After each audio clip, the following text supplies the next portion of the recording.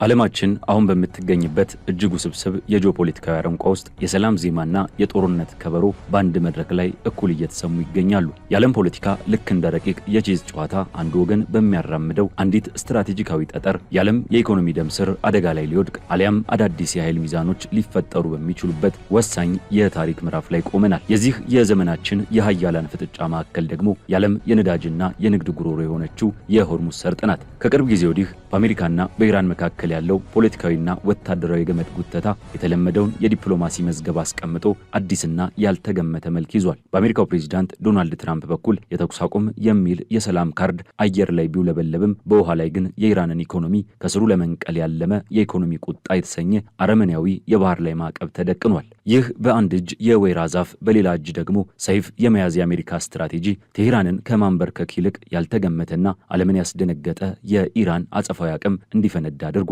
በዚህ ዘገባ ከባህላዊው የፊት ለፊት ጦርነት ወጥቶ ሲሜትሪካዊ ያልሆነ ስልትን የመረጠችው ኢራን እንዴት ግዙፍ የአሜሪካ የጦር መርከቦች እያዩ የንግድ መርከቦችን በድፍረት በቁጥጥሯ ስር በመዋል የኛ የደም ስር ከተቆረጠ ያለምም ይቆረጣል የሚል ግዙፍ መልእክት እንዳስተላለፈች በጥልቀት እንመረምራለን። ነገር ግን ይህ ጉዳይ በሁለቱ ሀገራት የባህር ላይ ሽኩቻ ብቻ የሚያበቃ አይደለም። ወደ አሜሪካ የፖለቲካ ማዕከል ፔንታጎን ዘልቆ በመግባት ከፍተኛ የጦር መኮንኖችን ጠራርጎ ያወጣውን የውስጥ ሹምሽር ማዕከል ከእስራኤልና ሂዝቦላህ የድሮንና ሚሳኤል ፍጥጫ ጀርባ ያለውን የጥቅም ትስስር እንዲሁም የኢራን ማስጠንቀቂያ ወደ ሳውዲ አረቢያ የነዳጅ ቧንቧዎችና የዓለም አቀፍ የባህር ስር የመረጃ ኬብሎች ቢያመራ ሊፈጠር የሚችለውን የዓለም አቀፍ ኢኮኖሚ ውድቀት አብረን እንቃኛለን። በዚህ የጥቅም የኃይልና የስነ ልቦና ጦርነት ውስጥ ቋሚ ወዳጅ አሊያም ጠላት የለም ያለው ልክ እንደ ቼዝ ሰሌዳው ሁሉ ቀጣዩ ስትራቴጂካዊ እርምጃ ቀድሞ በማሰብ የኃይል የበላይነትን ማረጋገጥ ብቻ ነው። እሳት የጎረሰውን የመካከለኛው ምስራቅ ጂኦፖለቲካዊ ቲያትር ያለምንም ወገንተኝነት ከስር መሰረቱ እንዲህም ተነትነዋለን።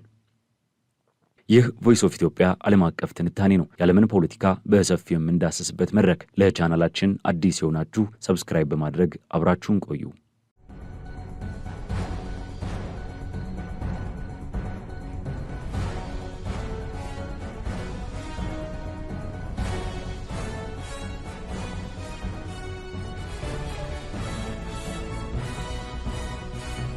ታውቃላችሁ፣ የዓለም ፖለቲካ ልክ እንደ ቼዝ ጨዋታ ነው። አንዱ ወገን አንዲት ጠጠር ሲያንቀሳቀስ፣ ሌላኛው ወገን ደግሞ የራሱን ስትራቴጂካዊ እርምጃ ይወስዳል። አሁን በቅርቡ በዓለም አቀፍ ደረጃ መነጋገሪያ የሆነውና በተለይም በአሜሪካና በኢራን መካከል በሆርሙዝ ሰርጥ አካባቢ እየተካሄደ ያለው የትግል ሽኩቻ የዚሁ ፖለቲካዊ የቼዝ ጨዋታ ማሳያ ነው። እውነት ለመናገር ይህ ጉዳይ የሁለት ሀገራት ግጭት ብቻ ሳይሆን የዓለም የኢኮኖሚ የደም ስር ሊቆርጥ የሚችል አደገኛ ክስተት ነው። እንግዲህ ነገሩ የሚጀምረው ከአሜሪካው ፕሬዝዳንት ዶናልድ ትራምፕ ያልተጠበቀ ውሳኔ ነው። ፕሬዝዳንቱ በቅርቡ ከኢራን ጋር የነበረውን የተኩስ አቁም ስምምነት ላልተወሰነ ጊዜ ማራዘማቸውን አሳውቀው ነበር። ይህ ሲሰማ በርካቶች እሰየው ቢያንስ ለጊዜውም ቢሆን የጦርነት ዳመናት ተገፈፈ ብለው ተንፍሰው ሊሆን ይችላል። ነገር ግን እዚህ ላይ አንድ ትልቅ ግን አለ።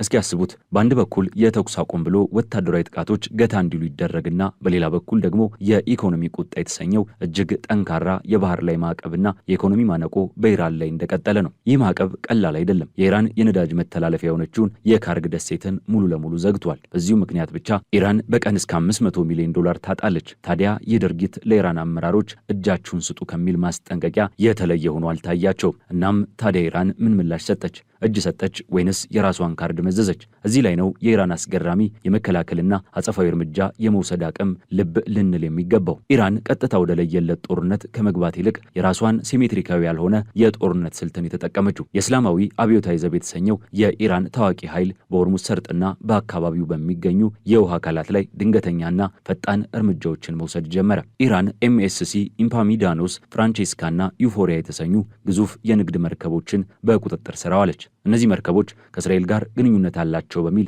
የተጠረጠሩ ሲሆን ኢራን ይህንን እርምጃ የወሰደችው የባህር ላይ ደህንነትን ለማስጠበቅና የዓለም አቀፍ ሕግጋትን ጥሰት ለመከላከል ነው በማለት ነው። እስኪ ይህንን በዓይነ ሕሊናችሁ ስዕል ለመፍጠር ሞክሩ። ዘመናዊና ግዙፍ የአሜሪካ የጦር መርከቦች በአካባቢው እያሉ የኢራን ፈጣን ጀልባዎችና ሄሊኮፕተሮች ግን በድፍረት የንግድ መርከቦችን እያስቆሙ ይፈትሻሉ፣ ይቆጣጠራሉ። ይህ የሚያሳየው ኢራን በባህረ ሰላጤው አካባቢ ያላትን ጥልቅ የጂኦግራፊያዊ አቀማመጥ ግንዛቤና ያለምንም ትልቅ የባህር የባህር ኃይል ጦርነት ያለምን የንግድ መስመር መቆጣጠር ወይንም ማስተጓጎል የምትችልበት ወታደራዊ ብቃት ነው። በእርግጥ ይህ እርምጃ በምዕራባውያኑ ዘንድ ህገወጥ የባህር ላይ ጥቃት ተብሎ ቢወገዝም ከወታደራዊ ስትራቴጂ አንጻር ሲታይ ግን ኢራን ተጽዕኖ ፈጣሪነቷን በተግባር ያሳየችበት አጋጣሚ ነው። ፕሬዚዳንት ትራምፕ ማዕቀቡን በማጥበቅ ኢራንን ለማንበርከክ ሲያስቡ ኢራን በበኩሏ የኛ መርከብ ካልተንቀሳቀሰ የሌላውም አይንቀሳቀስም የሚል ጠንካራ መልእክትን አስተላልፋለች። ይህ በእንዲህ እንዳለ ውጥረቱ በባህር ላይ ብቻ አላበቃም። የኢራን መዲና ቴሄራን ባልተጠበቀ ሁኔታ በተከታታይ ፍንዳታዎች ተናውጣለች። በምስራቅና ምዕራብ የከተማዋ ክፍሎች የተሰሙት እነዚህ ፍንዳታዎች ምናልባትም የአየር መከላከያ ስርዓቶች የወሰዱት የአጸፋ እርምጃ ሊሆን ይችላል የሚሉ ግምቶች አሉ። ምንም እንኳን የኢራን ባለስልጣናት ስለዚህ ጉዳይ ዝርዝር መረጃን ከመስጠት ቢቆጠቡም ነገሩ ግን የተኩስ አቁም የተባለው ቃል በወረቀት ላይ እንጂ በተግባር አለመኖሩን ፍንትው አድርጎ የሚያሳይ ነው። ወደ ሌላኛው ጥግ ስንመለከት ደግሞ ይሄው የሆርሙዝ ሰርጥ ፍጥጫ በአሜሪካ የውስጥ ፖለቲካና ወታደራዊ ተቋማት ውስጥ የፈጠረው ማዕበል አለ። እውነት ለመናገር በፔንታጎን የአሜሪካ የመከላከያ ሚኒስቴር ውስጥ እየሆነ ያለው ነገር እጅግ አሳሳቢና ብዙዎችን ግራ ያጋባ ነው። ፕሬዚዳንት ትራምፕና የመከላከያ ጸሐፊያቸው ፒት ሄግሴት በጦር ኃይሉ አመራር ላይ ድንገተኛና ትልቅ መጥረጊያ ይዘው ተነስተዋል። የጦር ኃይሎች ኢታማዦር ሹም ጄኔራል ራንዲ ጆርጅ፣ የባህር ኃይል ጸሐፊ ጆን ፊላን እንዲሁም ሌሎች በርካታ ከፍተኛ ወታደራዊ መኮንኖች በድንገት ከኃላፊነታቸው ተነስተዋል። ለምንድን ነው ይሄ ሁሉ ሹምሽር በአንድ ጊዜ የሚካሄደው ብላችሁ ልትጠይቁ ትችላላችሁ። ትክክለኛ ጥያቄ ነው። የፖለቲካና ወታደራዊ ተንታኞች እንደሚሉት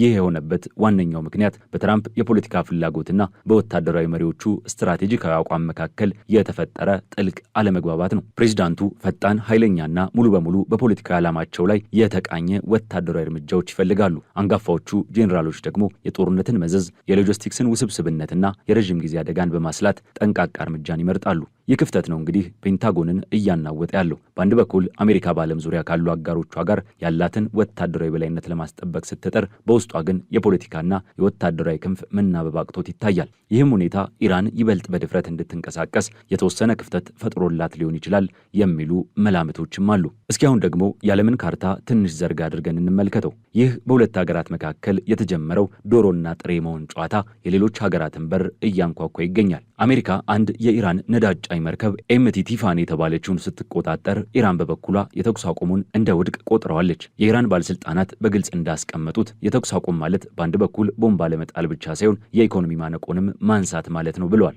ኢራን በዚህ አላበቃችም፣ ቀይ መስመር አስምራለች። አሜሪካም ሆነች እስራኤል ተጨማሪ ጥቃት የሚሰነዝሩ ከሆነ ኢራን በአካባቢው ያሉ የአሜሪካ አጋር በሆኑ የአረብ ሀገራት ላይ በተለይም በሳውዲ አረቢያ፣ በተባበሩት አረብ ኤምሬቶችና በባህሬን የኃይልና መሰረተ ልማቶች ላይ ኢላማ እንደምታደርግ አስጠንቅቃለች። እስኪ ያስቡት፣ የሳውዲ አረቢያ የያምቦ የነዳጅ ማስተላለፊያ ቱቦ ወይንም የተባበሩት አረብ ኤምሬቶች የፋጅራህ የነዳጅ ማከማቻ አሊያም የባህረ ሰላጤውን ሀገራት ከዓለም ጋር የሚያገናኘውን የባህር ስር የኢንተርኔትና የመረጃ ኬብል ቢመታ ምን ሊፈጠር ይችላል? ይህ የኢራን ማስጠንቀቂያ ስትራቴጂ እጅግ በጣም ረቂቅ ነው። ኢራን ቀጥታ አሜሪካን ከመውጋት ይልቅ አሜሪካ የምትጠብቀውን የዓለም ኢኮኖሚ የጀርባ አጥንት ነው አነጣጥራለሁ እያለች ያለችው። ይህ የኢራንን የመከላከል ስነ ልቦናና አጸፋዊ የጥቃት አቅም በከፍተኛ ሁኔታ ያሳያል። እውነት ለመናገር እንዲህ አይነቱ ስትራቴጂ ነው የዓለምን የነዳጅ ገበያ በድንጋጤ እንዲያሽቆለቁልና የአንድ በርሜል ድፍድፍ ነዳጅ ዋጋ $100 በላይ እንዲተኮስ ያደረገው። የነዳጅ ዋጋ መጨመር ደግሞ በእኔና በእናንተ የዕለት ተዕለት ኑሮ ላይ ከትራንስፖርት እስከ ሸቀጣሸቀጥ ዋጋ ድረስ